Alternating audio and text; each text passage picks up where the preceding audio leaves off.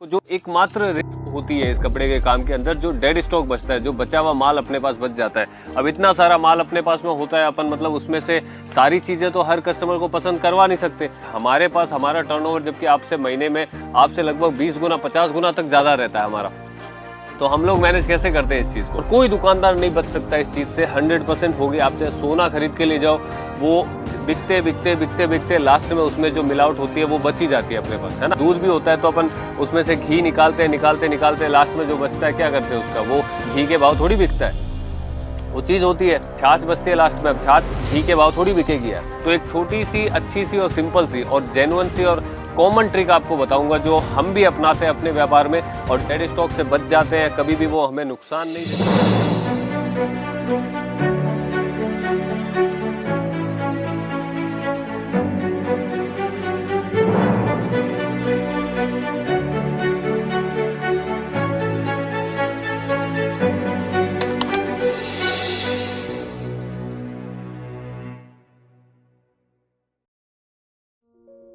नमस्ते व्यूअर्स, मैं सोनू भाई एमबी क्रिएशन सूरत से। उम्मीद करता हूँ आप सब ठीक होंगे।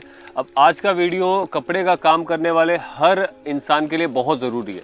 क्यों? क्योंकि ये वीडियो आपको जो एकमात्र रिस्क होती है इस कपड़े के काम के अंदर, जो डेड स्टॉक बचता है, जो बचा हुआ माल अपने पास बच जाता है। अब इतना सारा माल अपने पास में होता है, अपन मतलब उसमें से सारी चीज़ें तो हर कस्टमर को पसंद करवा नहीं सकते और सारी चीज़ें आएगी भी नहीं। आपका तो देखिए, आप छोटे लेवल से स्टार्ट करते हैं भाई, लाख 2 लाख 5 लाख 10 लाख इन्वेस्ट करके अपना व्यापार चालू करते हैं, तो उसमें थोड़ा फिर भी मतलब कम रेशो रहता है। अब हम आपके दिमाग में ये सवाल आ रहा होगा कि भाई हमारे पास हमारा टर्नओवर जबकि आपसे महीने में आपसे लगभग 20 गुना 50 गुना तक ज़्यादा रहता है हमारा, तो हम लोग मैनेज कैसे करते हैं इस चीज़ को। और हम लोग जैसे मैनेज करते हैं, अगर सेम टू सेम वैसे आपने मैनेज कर लिया तो आपकी नैया तो पार लग जाएगी। तो आपको खुद को बिल्कुल भी, क्योंकि ये सबसे बड़ा माइनस पॉइंट यही होता है, हर कोई जो नया व्यापारी चालू करता है मेरे से भी अक्सर यही सवाल पूछते हैं कि यार भैया जो माल बच जाता है उसका क्या करेंगे। अब कईयों को हम लोग ये बोल देते हैं भाई अगर सेट टू सेट आपके पास पड़ा है तो कोई बात नहीं, आप हमसे एक्सचेंज करवा सकते हैं, नया माल ले सकते हैं। लेकिन सबसे पहली थ्योरी और सबसे पहली सोच आपके दिमाग में क्या होनी चाहिए पता है,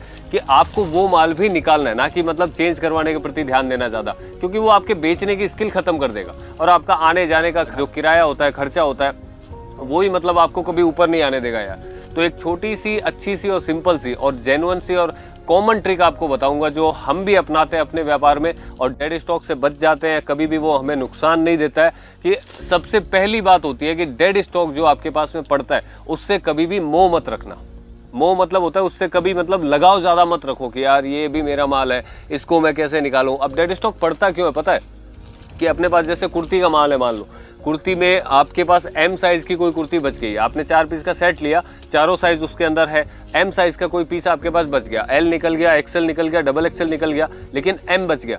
अब एम जो लेडीज़ आपसे परचेस करने आ रही है उसको डिज़ाइन पसंद आ रही है लेकिन उसका साइज़ नहीं है एम वाला, तो वो नहीं लेगी आपसे। अब कोई लेडीज़ जो जिसका साइज़ एम है, वो डिज़ाइन उसको पसंद नहीं आ रही तो वो वैसे नहीं लेगी आपसे। तो वो धीरे धीरे क्या 4-5 बार कस्टमर जब मना करता है कि नहीं ये वाली मत दिखाओ, तो आपका खुद का मॉरल डाउन हो जाता है वहाँ पे दिखाने में कि यार इसको कोई पसंद तो करता है नहीं, तो आप दिखाना ही बंद कर देते हो उसको, तो वो धीरे धीरे डेड स्टॉक पड़ जाता है। अब सिंपल सी एक गणित होती है कि अगर आपने 50,000 लाख रुपया 2 लाख 5 लाख जितना भी अमाउंट लगाया है, परसेंटेज पकड़ के चलता हूँ और अच्छी ट्रिक बताता हूँ कि जैसे आप 15 से 20% माल पकड़ के चलोगे, डेड स्टॉक पड़ जाता है। और कोई दुकानदार नहीं बच सकता इस चीज़ से, 100% होगी। आप चाहे सोना खरीद के ले जाओ, वो बिकते बिकते बिकते बिकते लास्ट में उसमें जो मिलावट होती है वो बची जाती है अपने पास, है ना। दूध भी होता है तो अपन उसमें से घी निकालते लास्ट में जो बचता है क्या करते हैं उसका, वो घी के भाव थोड़ी बिकता है, वो चीज़ होती है छाछ बचती है लास्ट में। अब छाछ घी के भाव थोड़ी बिकेगी यार। तो वो चीज़ें होती है, उससे कभी मोह मत लगाओ। आपका जो 15% माल 20% माल बिका है उसका सिर्फ एक ही गणित है, एक ही तोड़ है, आप उसको ऑफर में निकालो। अब मान लीजिए आपके पास सबसे पहले अपने को क्या देखना है कि आपके पास कितने ऐसे पीस बचे।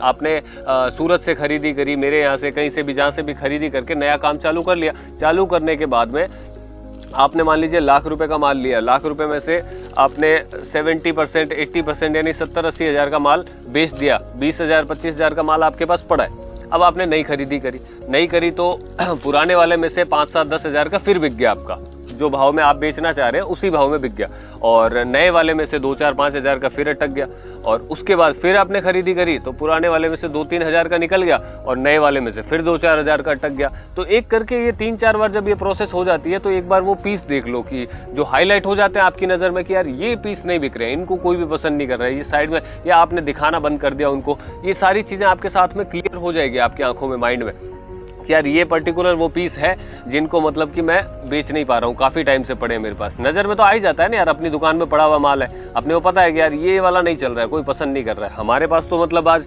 करोड़ों का स्टॉक लेके रखते हैं हम लोग एनी टाइम, तो उसमें सोचो कितना डेड स्टॉक पड़ता होगा। सारी चीज़ें तो अब जैसे अगर एक महीने में हम लोग 1000 नई डिज़ाइन बना रहे हैं तो 1000 के 1000 तो चलती नहीं है, 100 डिज़ाइन तो ऐसी होती है जो नहीं चल पाती। हमने तो यही सोच के बनाई है कि भाई ये चलेगी, ये डिज़ाइन भी चलेगी, लेकिन बच जाती है। सेम वही होता है, आप जब परचेस करते हैं तो आपको भी पता है कि भाई ये सारा मतलब मैं जो ले रहा हूँ मेरी पसंद का है, मैं बेच लूँगा, लेकिन 10% 15% बच जाता है। अब अपने को उसमें क्या करना है कि जब आपने देख लिया कि ये वाले पीस हैं, अब चाहे वो 50 पीस है, 100 पीस है, 150 पीस है या 500 पीस है, उनकी एक लिस्ट ले लो, पेपर ले लो, पेन ले लो। एक दिन शाम को दुकान जब आप मंगल करते हैं, शट डाउन करते हैं, उस टाइम पे एक पेपर पेन ले लो, 150 पीस है या 100 पीस है, मान लो 100 पीस का हर एक पीस का आप रेट लिखो, जो आपकी परचेजिंग रेट है, ना कि सेलिंग रेट। ये ध्यान से सुनना कि जो आपकी परचेजिंग रेट है वो रेट लिखो, आपने क्या रेट में खरीदा है। मान लो एक पीस, पहला पीस आपकी नज़र में आया, आपने देख लिया कि यार ये मैंने 250 में खरीदा है, 250 लिखा, 250 करके प्लस कर दो आगे। अब 250 का फिर आया, फिर आगे 250 कर देना एक, ठीक है। और नीचे अगला दूसरा पीस गया, अपन ने देखा कि भाई ये 400 में खरीदा है, 400 लिख दिया, प्लस करके छोड़ दो, 400 प्लस। उसके बाद एक और देखा ये 350 का है, 350 लिखा, प्लस करके छोड़ दिया। अब वापस अगर 250 वाला पीस आया तो जो ऊपर 250 लिखा है उस पर एक और 250 प्लस कर दो, लिखते रहो, एक ही लाइन में ऐसा लिखते रहो। मतलब उसमें देख लो 250 के कितने पीस आए, 300 के कितने आए, 280 वाले कितने आए, 200 वाले कितने आए, 220 वाले कितने आए, 450 वाले कितने आए, ये सारे मतलब एक उनकी टोटल लगा लो कि भाई ये माल आपके पास में टोटल कितने का है। मान लो 100 पीस है आपके पास और 250 वाले उसमें आपके 50 पीस निकले, तो वो कितने का माल हो गया आपका? 250 वाले 50 पीस निकले तो माल हो गया आपके लगभग 12,500 का, ठीक है। और 12,500 के बाद में मान लो 20 पीस हैं आपके, वो 300 रुपये की रेट के, तो वो कितने हो गए? वो हो गए 3 दूनी 6,000 रुपये के हो गए, ठीक है। 12,500 और 6,000 कितना? 18,500 का। अब बचे हुए 30 पीस और है, वो मान लो आपके 400 रुपये के, तो 4 दिए 12,000 का वो और हो गया, यानी 30,500 रुपये का वो 100 पीस अपने पास में है। 30,500 यानी एवरेज पर पीस की क्या आई? 300 रुपया, 300 रुपये आई एवरेज पर पीस की। भाई अपने को भूल जाओ उसमें 400 का है, उसमें 250 का है, उसमें 300 का है, उसमें 350 का है, आपकी एवरेज निकल गई कि भाई 30,000 का टोटल माल है और 30,000 में भाग दे दो जितने पीस है, मतलब 30,000 बट्टा 100 यानी कितने आए? 300 रुपये। 300 रुपये का पर पीस है, अब चाहे वो 400 वाला है, चाहे 250 है, चाहे 300 है, जो भी रेट का है, ये एवरेज आ गई अपनी। अब आपको सिंपल सी एक गणित लगानी है, 1000 रुपये में 3 पीस लगा देना है। अब उससे मोह नहीं रखना है कि भाई मेरे को इसमें भी कमाना है। कमाई ढूंढने जाओगे वो फिर फंसेगा और डेली जितना पुराना होता जाएगा वो और माइनस में गाड़ी आती रहेगी। तो 1000 रुपये में 3 लगाए अपन ने, यानी कि क्या हुआ? या तो कोई उसमें से लेगा नहीं, और लेगा तो 3 पीस एक साथ निकलेंगे। तो ये सबसे बड़ी जीत होगी अपनी कि भाई अपने को वो 100 पीस बेचने के लिए 100 अलग अलग कस्टमर नहीं चाहिए, वो 30 कस्टमर में वो काम हो जाएगा अपना, 30 कस्टमर। तो ये चीज़ होती है, ये ट्रिक हमेशा अपनाओ ये। और जब भी ऐसा होता है ना, आपके पास 50 पीस भी इकट्ठे हो गए, ऑफर लगा के छोड़ दो। आपके पास 40 पीस है, ऑफर लगा के छोड़ दो, एवरेज निकाल के। थोड़ा सा पुराना हो गया, जैसे 1.5-2 महीने हो गए, निकाल दो ऑफर में, कोई नहीं है। 20% माल को ऐसे ही भूल के चलो कि भाई ये अपने को सिर्फ एक रोटेशन वास्ते, मैं बहुत बार बताता हूँ ये चीज़ कि ये रोटेशन के हिसाब से ही रखना है।